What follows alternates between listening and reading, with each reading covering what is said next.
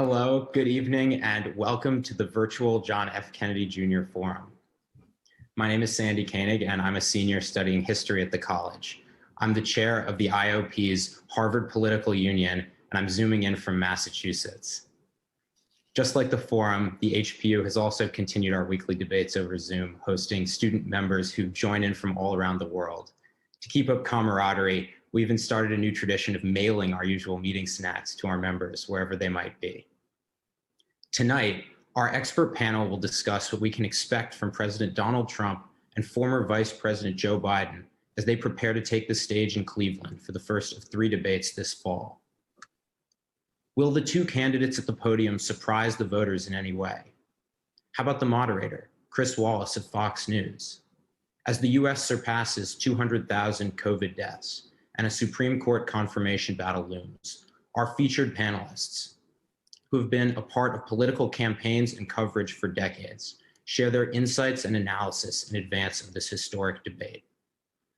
Tonight's featured speakers include David Gergen, professor of the practice of public leadership at the Kennedy School and advisor to 4 presidents; Joe Lockhart, former White House press secretary for Bill Clinton and who has prepared candidates for debates; Lynn Sweet, Washington bureau chief of the Chicago Sun-Times and former IOP resident fellow in 2004.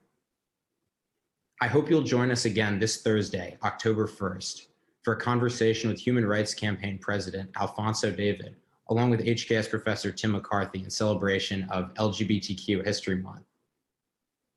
This fall, we look forward to hosting engaging speakers who will provide insight and challenge our perspectives. Until then, thank you, and I hope you enjoy tonight's conversation. Andy, thank you very, very much. I'm David Gergen, and I'm privileged to be here, especially with these 2 veterans. This is an evening that is probably the most important night of the campaign, and the campaign itself is probably the most significant, leading to the most significant election in our lifetimes. This is really a time to try to understand the dynamics of American politics and where are we going as a democracy. Let me just tell you a little bit of a story about the presidential debates, because they're tied to the Kennedy School in a very interesting way. As you well remember, or maybe many of you don't, you weren't born yet, the first presidential debate was between John Kennedy and Richard Nixon. And it was often said afterwards that Nixon won the debate on the radio, but Kennedy won the debate on television, and that's what put John Kennedy in the White House. Then it came the assassination, and Lyndon Johnson was president 4 years later. He said, I'm not a great debater. I don't want to do debates. There were no debates then. And then the next time around in 68, Richard Nixon was running on the Republican side. He said, forget it. I'm not doing another debate. That's how I lost last time. And I'm not going to do that. So he did not. And then in 72, he was running for re-election, did not. Well, we were approaching 1976. We'd had 4 straight elections. After the real success for the public of that first election between Kennedy and Nixon, we'd had 4 straight elections in which there were no debates. But here at the Kennedy School, a man who was fairly young then, Newton Minow, was in residence. Newton Minow is from Chicago, as Lynn will tell you, and he's a major figure in Chicago. And his daughter, by the way, was dean of the law school at Harvard. He was FCC chairman, that's Federal Communications chairman. And he was at the Kennedy School and he said, this is really wrong. We should have presidential debates. And Newton Minow is the guy who put it together. Sitting at the Kennedy School, he told me that story. He's still alive, by the way.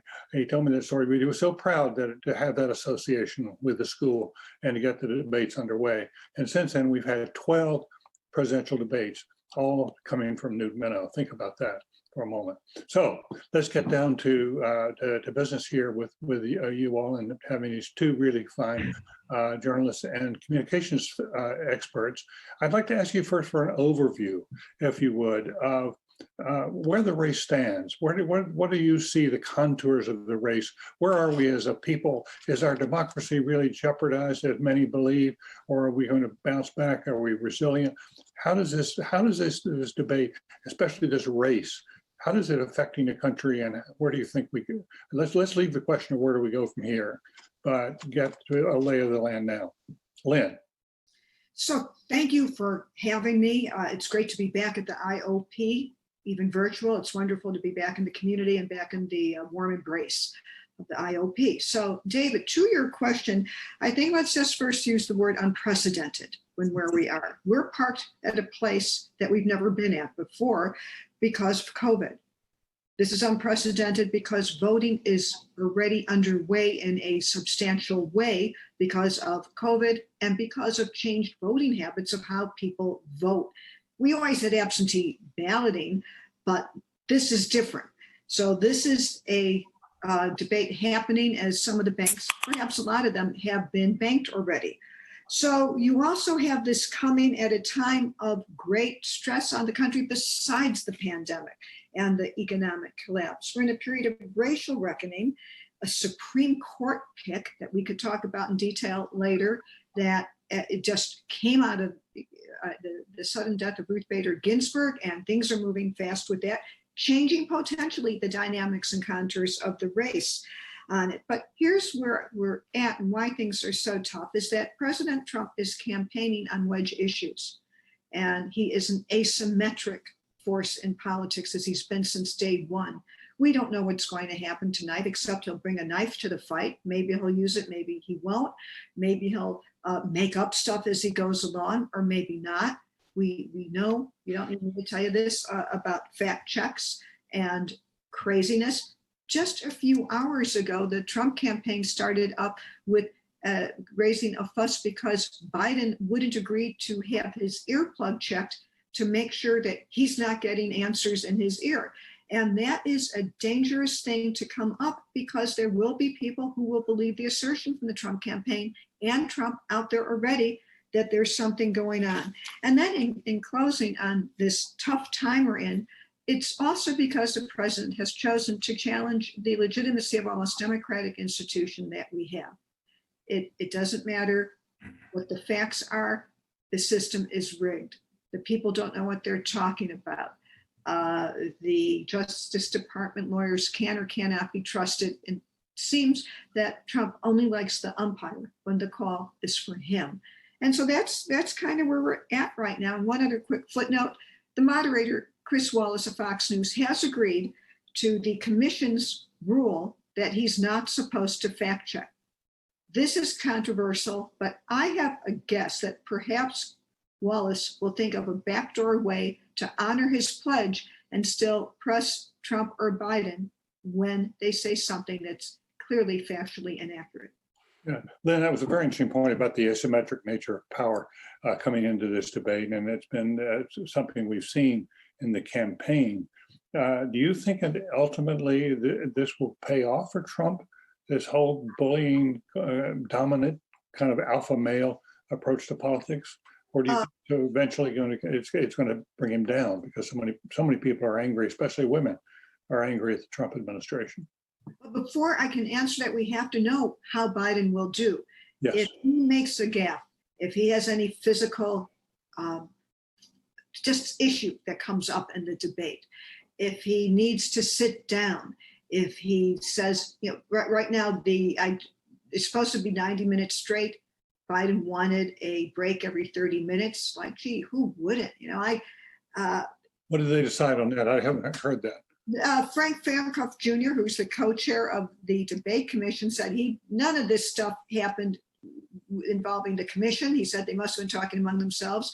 So I think the rules were, you know, you got to stand up there for 90 minutes. So I can't answer the questions that you posed until I know how Biden gets through tonight. If he stumbles in some way that's significant, and I don't mean a fact wrong, or if he's attacked over Hunter Biden, or if he didn't make the case the best way about Trump not paying taxes, it's if he actually shows something that Biden can capitalize on and what is one of his main themes, that Biden isn't up to the job.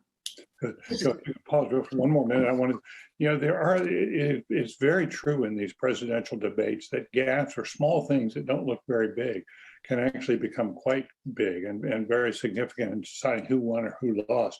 In the 1976 debate, when Ford came back to the stage, they had those minnow sponsored debates started up in 76. Ford was ahead and against Jimmy Carter, and he made a gaffe about the Middle East, about Russia and Poland, which was a pretty bad gaffe. When the debate was over, the public opinion polls said Americans watching at home overwhelmingly said Ford was the best debater. But then the pundits started arguing, but what about the gaffe?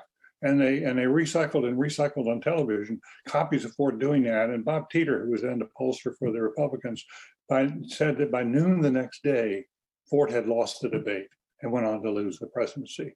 It was over that gap, one could argue, really contributed to his loss of the presidency. Joe Lockhart, let's turn to you. I've been anxious to hear your take on this whole election cycle and tonight.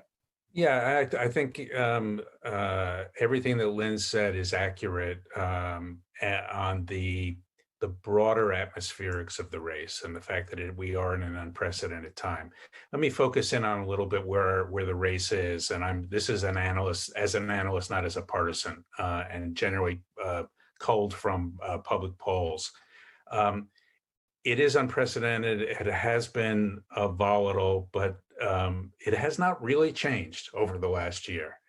Donald Trump has stayed within a narrow band of job approval, which is the best prediction of how he's going to do on election day, anywhere between 39 and 44%.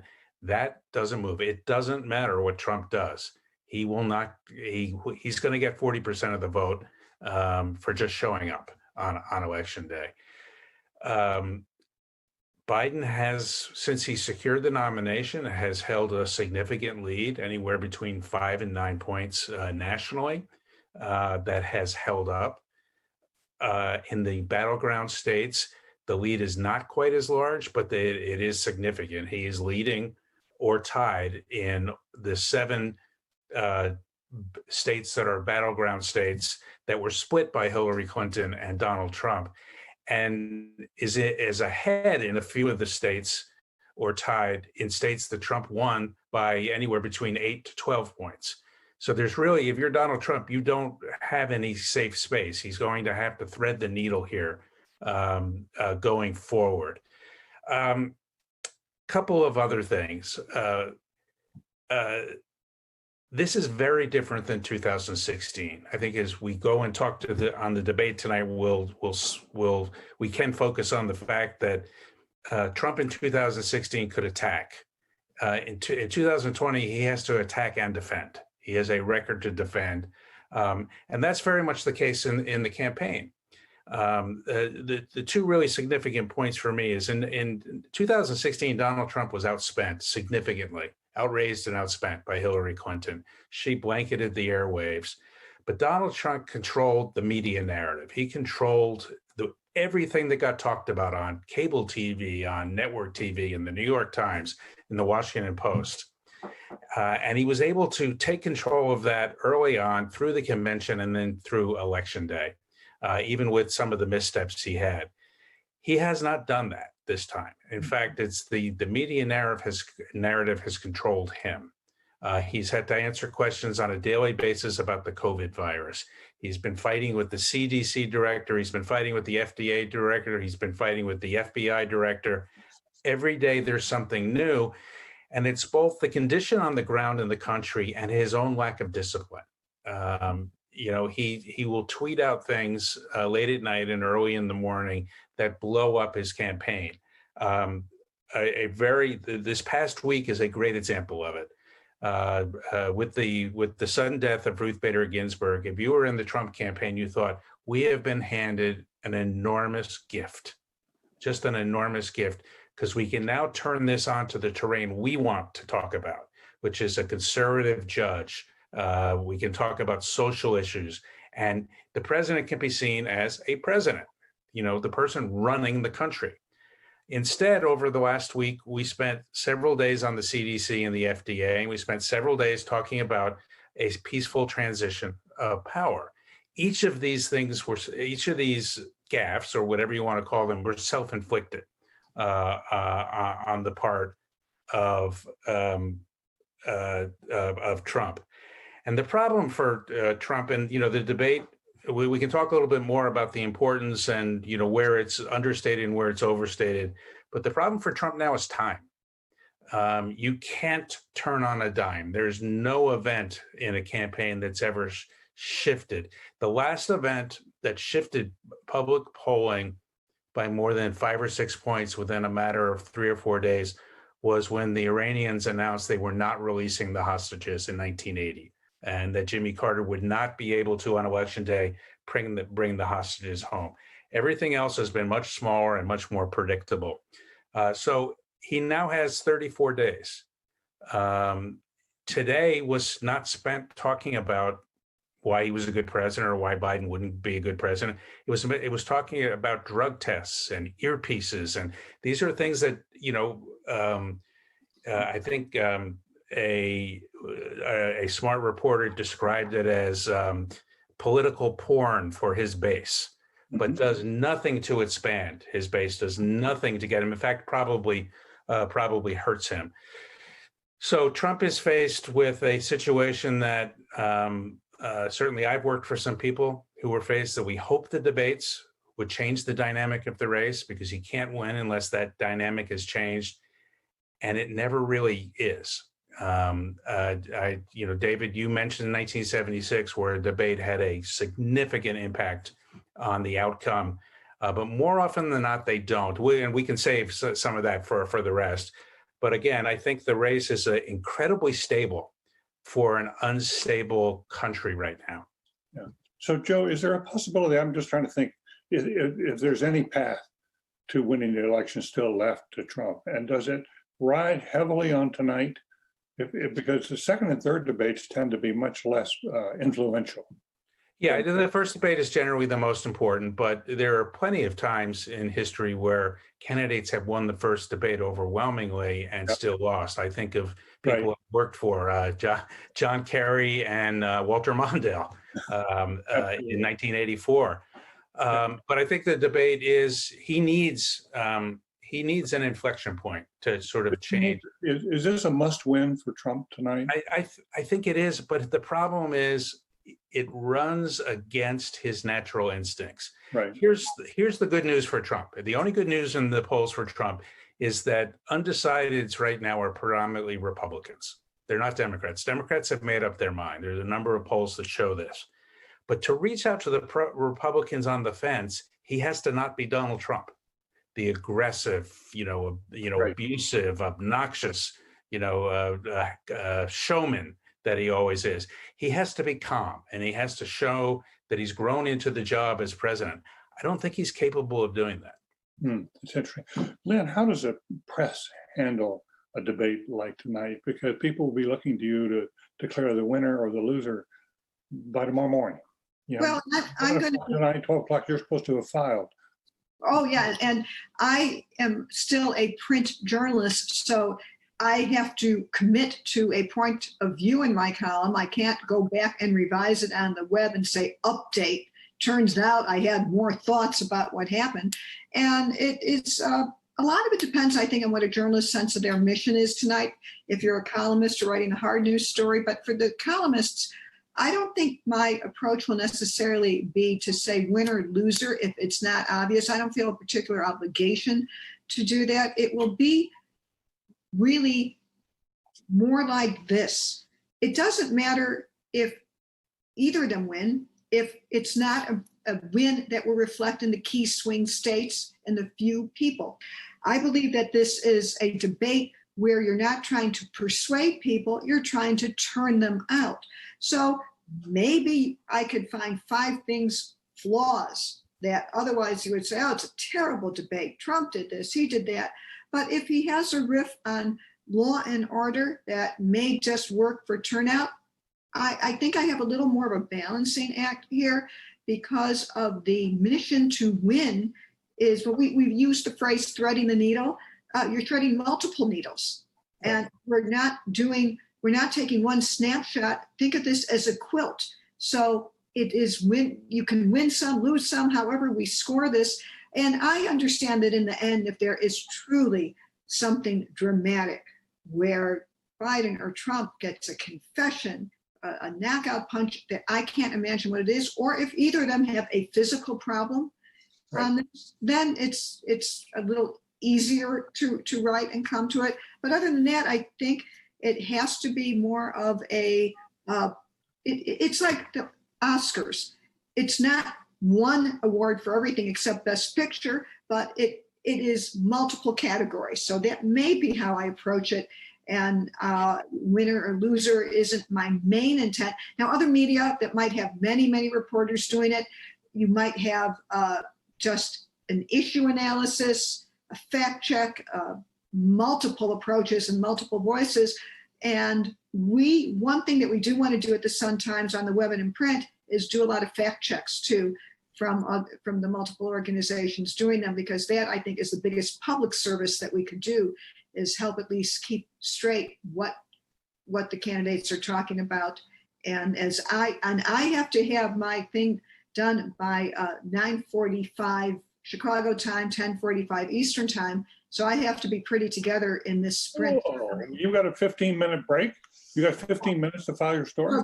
Well, yeah. So that means I have to be watching, thinking, and writing at the same time. And if it is going to be, I'm happy right now, sitting around, we're talking, but it is very, very intense because I have to, it is a very intense psychological zone I have to get my head into to focus and to listen and to write, because if I get lost in writing a little bit, I may miss something that is the story. If I just tune out for a moment. And if I wait until the very end and then start from scratch, that's a little dangerous too. So that's part of my inside look on what I have ahead of me tonight. Yeah, good. Well, I still want to come back to the two of you about this issue. Is it a possible path for Trump if he scores well tonight, or Biden shows up and weak, and for whatever reason voters think, oh my God, he's not strong enough to be president? Is it possible that Trump could start turning the numbers so he went from 6% to 3% within a week, that suddenly we would say, wow, we have a real race on our hands?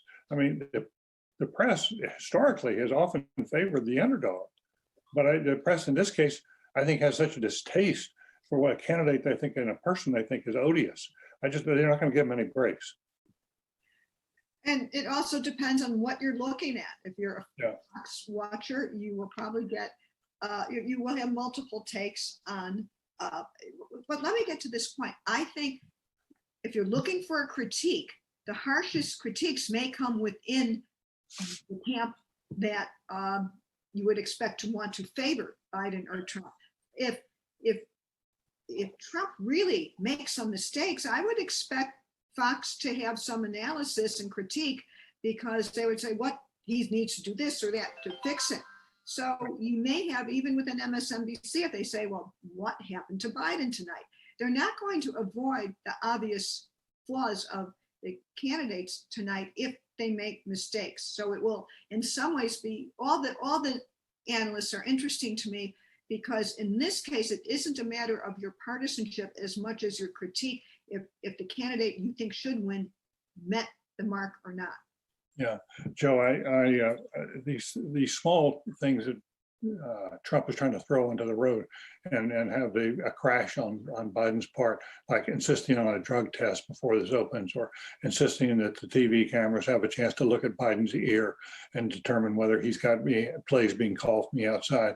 On the drug test, you probably remember this story that when Fritz Hollings was running for the Senate for a second or third time, his challenger urged that Hollings, and insisted that Hollings take a drug test before they went on the air. And Hollings said, I will take a drug test if you take an IQ test.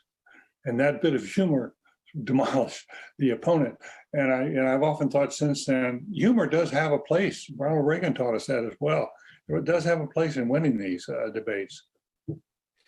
Yeah, listen, I think the candidate, the most important thing for both candidates is to go in with a plan of what they want. They want to drive a narrative. And if they've done it right, they've preceded it with reporters.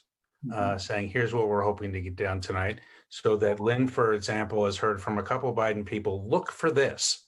Hmm. And when she sees it, that'll have, more of an impact on her than it might not if they hadn't. So I think, I don't know what Biden's plan is tonight, but I expect it to be someone who demonstrates calm and doesn't take the bait all the time. But I think he will pick one or two things where he pounces on Trump. And I don't know exactly what they'll be. Trump has a plan, which is he's going to treat this like a rally. He's going to treat this like one of his press conferences. He's going to try to make it about himself. And the interesting thing is, because of the way the country is, where we only get our information from the home team as opposed to the UA team, the Fox viewers, in particular, have never really seen Trump pushed that much because they're so friendly to him. But more importantly, they've never seen Joe Biden speak a full sentence without tripping over it. I mean, and the caricature of Joe Biden lowers the expectations for him so much that if he performs the way he performed in his last debate with Bernie Sanders, it'll be a blowout because he did fine in that debate. And so I think it's the reason that it's important to still have these debates is that for 2 hours, 3 different nights, the filters come off. It is not Sean Hannity telling you what to think. It's not Rachel Maddow telling you what to think. You have to think for yourself. And that's what makes it most interesting to me. Good. You're a fan of the debates, I take it.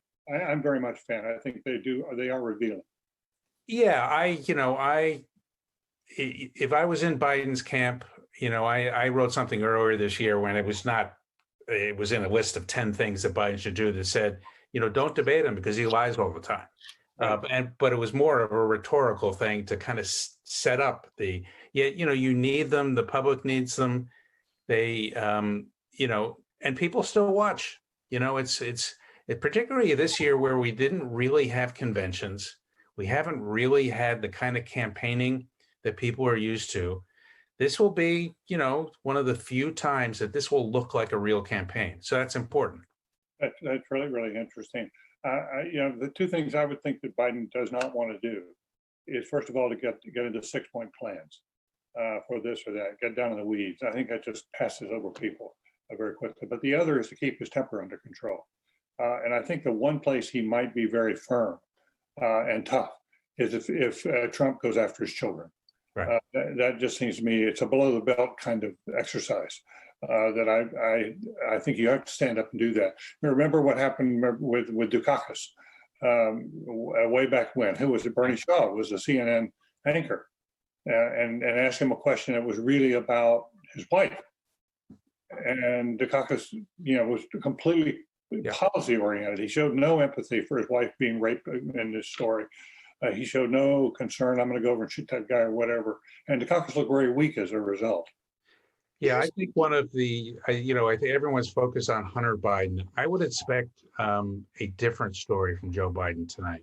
I think he will quote his or highlight his son Beau, who served in Iraq. I agree. And I think he will say I'll say my son Beau served with valor in many different ways. I don't think he's a loser or a sucker. Yeah, exactly. And I don't even want to stand on this stage with someone who believes that. Right. Yeah, Lynn, coming back, let's think about just after the election. How much danger are we in for protests that lead to violence when the election is over? Well, we had mass demonstrations of the peaceful type after Trump was elected. All the people who came to Washington and other cities, and it began a movement that led to helping the Democrats take over the House. But now we're at a place where we're also, with our era of racial reconciliation, Breonna Taylor, Jacob Blake from Kenosha, we have so much going on. The answer is, I don't know. You certainly have Trump stoking this by talking about Antifa as if it's a membership organization, which it is not. And saying that looking at what happened in Portland as if that will just reappear if he's not elected. So I think this is a tough question you're asking me, David, because we have seen some violent protests, but there's reasons. It's like asking if Pennsylvania and Michigan, Wisconsin are all the same. They're not. They have all their state stories as to what it may take to win there. But I think the violence we have seen is something that you raised is I don't know. It's just an unknowable thing because of this era that we're in now, where there has been some, and then it plays. It also depends if Trump is. Even if Biden wins, Trump, it's not a foregone conclusion if there are violent elements on there that it makes a difference who wins, because Trump is going to be a factor in our lives, win or lose. Yeah, I just have one major source, but who tells me that it has standing to do that. It talks about there are militias on the right that are preparing for a night of violence if they think Trump has won that the voters at the polls early vote, and that if Trump loses, if Trump starts looking like he's going to lose, they're going to unleash. I'm concerned about that. Joe, do you think that that Biden might be able to get Trump on the question of whether he'll make a commitment to a peaceful transfer of power? He's been dodging it so far. Well, that's an issue that not standing with Trump, that it's one of those things where if your opponent is hanging himself, you just give him some more rope. I don't think that I don't think that Biden needed to weigh in on that. I expect he will weigh in on that tonight, because I think one of the things that Biden is going to try to do in the debate is make this bigger than Trump. Yes, make it bigger than the insults that are being heard all day. It's going to be about our democracy. It's going to be about unity. It's going to be about bringing people together. And I think on the question of peaceful transition, that's a big piece of it. I think you'll hear him say, no one in history has ever undermined our democracy the way you're doing right now. And you ought to stop. And it's an effective attack, I think, for him. I think that we saw a preview of one of Biden's strategies in the speech that he gave on Sunday. His default position is your health care may be taken away from you. That, I believe, is a good answer to any question tonight. If you ask him about what do you think about the Supreme Court nominee, Amy Coney Barrett, it's about your health. It's about, we have coverage of pre-existing conditions already, and Trump is going to tell you he wants to preserve them, but however he does it without getting into the weeds. The COVID is about, when they discuss COVID, one of the 6 topics in the 90 minutes. That is a discussion that Trump is in court right now, wanting to take away your health care, and people are going to have more pre-existing conditions. If you talk about race relations, we know that Black and Hispanics have been disproportionately impacted with COVID. And now Biden wants to take away their health insurance. Almost every one of these topics can bend back to that. And in a sense, we saw how effectively I thought Biden did this in his speech. So one yardstick to measure tonight is that's not a bad strategy. If you have nothing else to say, Vice President Biden, and if you just default to talking about the importance of healthcare and avoid being trapped or baited, that's not bad either. Mm-hmm. That's very interesting. Do you, we want to move to questions from students and others here momentarily, but I did want to ask one last general question about whether in this election, democracy itself is on trial, is at stake. I had to, earlier this week was on a conversation with John Meacham, the historian, and Michael Betschloss, another historian, both highly respected. They both were deeply distressed about where we are today and how it compares to our past. Both were very serious about we may be closer to the edge than anybody thinks. I'm curious of both of your response. Who am I to disagree with those two great presidential historians? And I've never seen the systematic ripping apart of our democratic institutions from small to big. There is no institution that Trump says is not rigged, is not part of a deep state, is not somehow not accurate, not giving you the information that's accurate. And it's like ink that you drop or paint that you drop and it just spills over the whole room. That's how it is. It just seeps all over. So yes, we are at a dangerous point because the gift that President Trump has is that people believe him. People are going to, there may be people tonight who believe that Biden is getting answers through his earpiece. So it is a corrosive impact. And yeah, there is concern. Who wouldn't be concerned about it? Right. Joe, your view. Yeah, I think in every election is always described by the candidates as the most important in our lifetime. Every election is there's always rhetoric about if you elect my opponent, the country it'll be a disaster for the stock market will crash, our military will be depleted, whatever it is. And most of the time that's just rhetoric. We're in a very different place this time, I think, for two reasons. One is we have a desperate president. We have a desperate president, I think, who needs to be president to ward off a number of legal challenges to him personally. And he will lose the Justice Department immunity that he currently holds if he loses, and will face enormous legal jeopardy next year.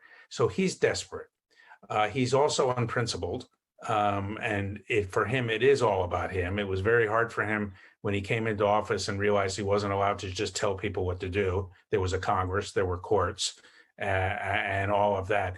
And then just building on Lynn's point, probably the most dangerous of all is there is a large number of radical, they may not all be white supremacists, but white Americans who believe every word that Donald Trump says and believe they have the moral right to go out and make sure that something isn't stolen from them. Trump has convinced them that the deep state has conspired against them, has taken things from them, and they're going to want to hold on to them. And one, small example of this is, that young man from Illinois who went to Wisconsin and killed two people and maimed a third person was asked to speak at the Wisconsin Republican Party meeting and was given a standing ovation. Are you talking about Kyle Rittenhouse? He's in custody right now. Are you saying? Oh, I'm sorry. His mother spoke. Oh. I'm sorry. His mother spoke and was given a standing ovation. And he has become, he's getting hundreds of thousands of dollars on the internet from people who support him. And that's a message, and a scary message that, the norms are gone and we're a country full of guns. And it is, I would not put it past Donald Trump to say, take up arms. Well, right. And I looked into the embrace of Kyle Rittenhouse, because he lives in a suburb of Chicago. And I talked to his attorney and the groups and the forces that are helping to bankroll his defense. And he has become a cause celeb. This is a stunning development in that, not that there are some movements that might embrace him, but that President Trump has encouraged it.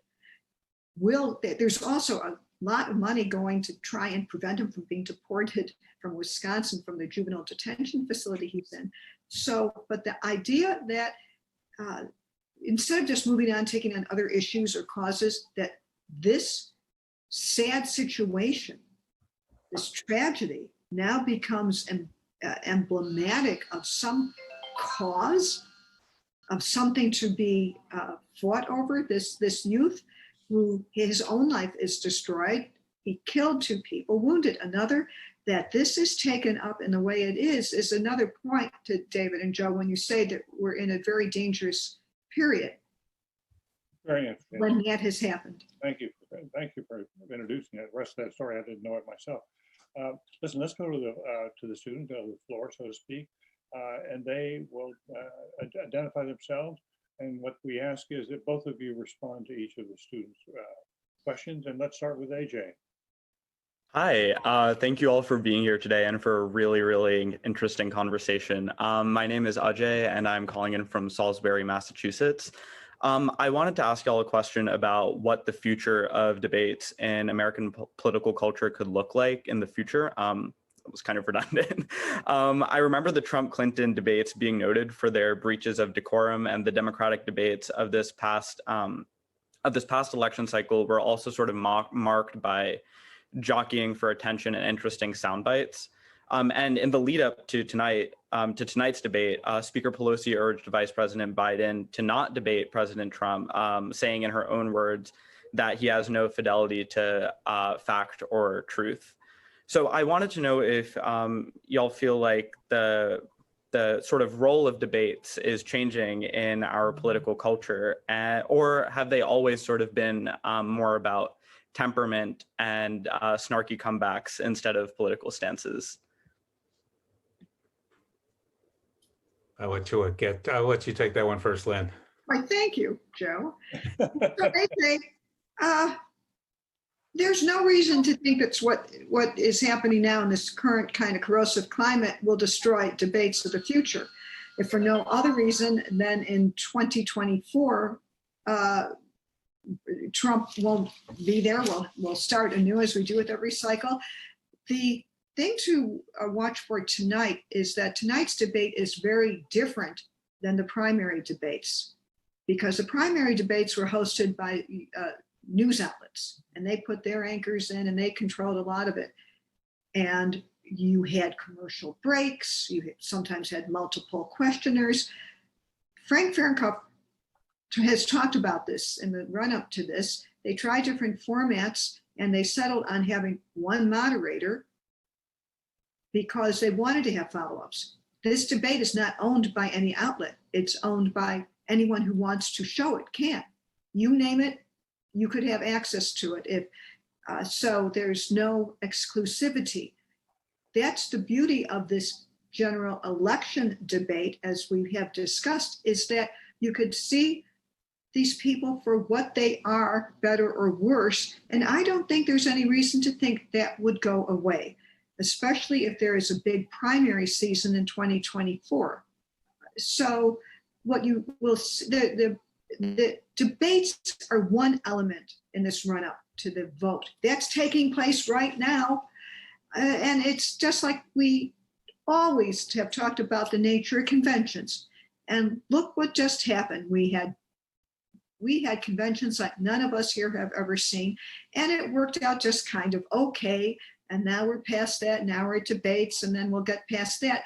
I think as important as a night of this is, it doesn't define the future of debates. What it defines is how well a candidate can explain the reason that a person should vote for them. And when you talk about frozen moments in time, and I'm sure David and Joe know this, remember when Bush looked at his watch? It was, what, a 2-second moment in the debate, and that came to symbolize either elitism or boredom or get me out of here. So that's happens, but that happened in a time before everything was on video constantly, and you had trackers and you saw people all the time. So in short, God willing, we'll be back here in 2024 doing this again. Good. Joe. I think that the debates are important, and you will see them. And I'll use a different example, which is if you look at the Democratic primaries, I mean, those debates, some of them were hard to watch. Just because there were too many people and they were talking over each other. But look at what happened in those debates. I'd say 2/3 of the candidates fell for the idea that you had to get as far left as you could. You had to be for Medicare for all plus, and they were all fighting over that. And Joe Biden stood his ground as a moderate Democrat, and he was criticized widely by progressives. The pundits all jumped all over him after most of the debates. But guess what happened? He won. He won because the country wasn't where the debate was. The country was where the country was. And while it was missed, I think, by a lot of the watchers and the reporters, he was speaking to the people. And the Democratic Party decided that he was their candidate, and it wasn't close. So I think you'll see them. The other point, and I think Lynn alluded to this, debates are diluted now because there's so many of them in the primaries. And secondly, because of technology, these people are in our lives every time we turn around. You know, you can watch a Trump press conference every day if you want. You can see all of Biden's speech someplace, somewhere live and hear the whole thing. So people go into debates now with more knowledge than they had previously, 20 years ago, 30 years ago. Then they were really learning about the candidates. But that doesn't make the debates not important, you know, for the example I used.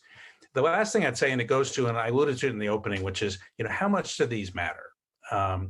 They matter as a public service.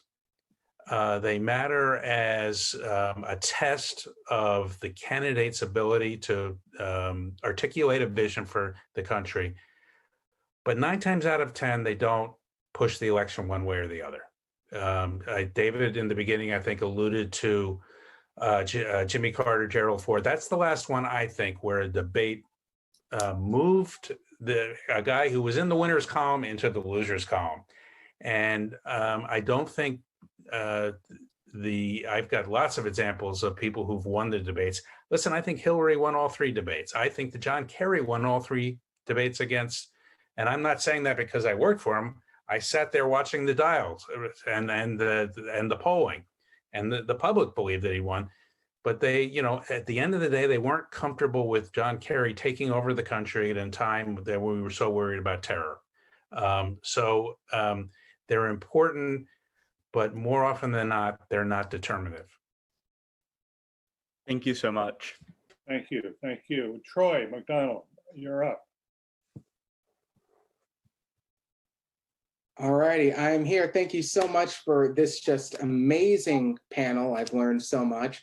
As you noted, Dave, my name is Troy McDonald. I'm zooming in from Kenosha, Wisconsin, where I'm the only Black and gay reporter that works full-time in this entire city. So this has been a very interesting few months here as I've done stories and have seen comments from people. It's been a lot. So as you talked earlier kind of about threading the needle and what Trump has to do, what hasn't gotten a lot of attention is Trump's meetings with Puerto Rican officials, with Black officials, launching his platinum plan for Black Americans. And I'm curious how you think that's going to factor in tonight's debate. Is that a buffer in tonight's debate to kind of deflect potential attacks from Joe Biden? Or do you think that that Biden or that Trump will legitimately use those as kind of things that he's proud of, right? And how can he do that while also supporting and encouraging Kyle Rittenhouse? Well, Troy, I'm glad you asked that. And also, who are you writing for? Are you with the Kenosha Times? No, so I'm with the public radio station Okay. in the city. It's WGTD. So I've been there for about 10 years. I was 18. That's why you have that great microphone. Yeah. Yes, I'm doing all my shows from home, and it's nice. I'm doing, of course, reporting out in the city, but I'm recording a lot of my stuff from here. Okay, so, and I actually was in Kenosha twice. When I was there when Biden was there and when Trump was there, and you saw the snapshot of the difference that answers your question. At issue in Kenosha is systemic racism. At issue in Kenosha is police brutality. This is a big nation, and we could do multiple things at once. You could be very supportive of grants to historically Black colleges and universities. But what does that have to do with answering the questions of systemic racism and police brutality? So if there is, and you may know, all of you who are listening, that the way Chris Wallace structured the segment that deals with urban violence, it could have been said another, and race, it's like some people are saying, whoa, perhaps you might have said it, you could have said race and police brutality. Why did you go race and urban violence? Let's set that aside a moment. one thing we know about Trump is that he usually goes to the default position, which is, if he said it before, he's going to say it again. So he also has used a line we may hear again, that he has done more for Blacks, for anyone except maybe Abraham Lincoln. So that's a tell. Biden will plan for it. And the answer in the question is, what is Trump trying to do? Win Black voters, suppress Black voters, or make suburban voters feel less guilty about voting for him, knowing that he has, if not overtly, in coded ways, invoked racism at multiple points. So I think you have that whole bag of things going on. And just to, as my final point here, remember that it's not, whenever you talk about helping anyone, any program, there's a lot of things that go on. It's not one size fits all answer. And it'll be interesting to see how Trump and Biden address it when Chris asks about race. So if the question is, President Trump, you have never answered directly a question if you believe that systemic racism exists in the nation. And if he says, but I've given more money to historically Black universities and colleges than anyone, if I were the reporter, I'd say, well, let's put that aside for a moment and focus on systemic racism. So that's where we're at right now. It'll be interesting to see how it unfolds tonight. Yeah, I would only add to that it's a little bit of a defensive move by Trump and disingenuous by Trump, but he wants to create this and reinforce this idea that he's done more in 4 years as president than anyone in history, that he has actually brought the country together, that he's been the best thing for Black Americans, he's been the best thing for Latinos. Now that a lot of that runs in the face of his own policies and his own rhetoric, but he, to the entire audience, particularly to suburban Republican women, he is trying to soften his image. And from a pure political, through pure political lens, he's just trying to carve out a small amount of vote from Black Americans. There's a huge difference between Joe Biden getting 91% of the vote and getting 96% or 85%. So he doesn't believe that he's going to win over Black Americans, but it serves his purpose to have this narrative, and to have this narrative, he has to have devoted it. He has to have these groups that support him. Terrific. Time is running short. Thank you so much. Right? Yeah, thank you, Troy. The time's running short. We only have a few minutes. Our hosts at the IOP have asked we can have rapid fire responses to quick questions. So I'll ask you right off the bat, will Trump or Biden benefit? This is an anonymous. Will Trump or Biden benefit from lack of an audience, a live audience? It's going to be very small, as you know. Won't matter. Won't matter. Okay. Yes. That's rapid fire. Thank you. I think maybe Biden will benefit because Trump feeds off an audience more than Biden does. Biden's more cerebral. I agree with that point. That's what makes him go. Not a big difference, but I have not heard about the status of a spin room. Is there one after, and how will that work, and how will that affect the interpretations? Don't know. Don't know. Do you know, Joe? I don't know either, but I think the spin room's been made somewhat obsolete by Twitter. Aha. Oh, that's okay. Another anonymous question. I think people generally understand the character of each candidate. How can each candidate then move undecideds? Lynn? They may not. They have to turn out the base. So they may not be able to do that, because I don't know what you have to know if you are still undecided. Uh-huh. I think that Trump has to turn out his base. Biden's base will be turned out by Trump. And I think undecideds are looking for someone who can bring the country back together. And that's advantage Biden. Final question from here is, what is the most important thing each candidate has to do tonight? Well, mission one is make no mistake, Mhm. make nothing worse. This is That is not, aspirational. well, that's not as easy as you think. And then when you get past that, you have to have some takeaway. And that's what I want everyone listening to say. If you had to do what I do, as soon as it's over, think what stands out for you? What did you take away from it?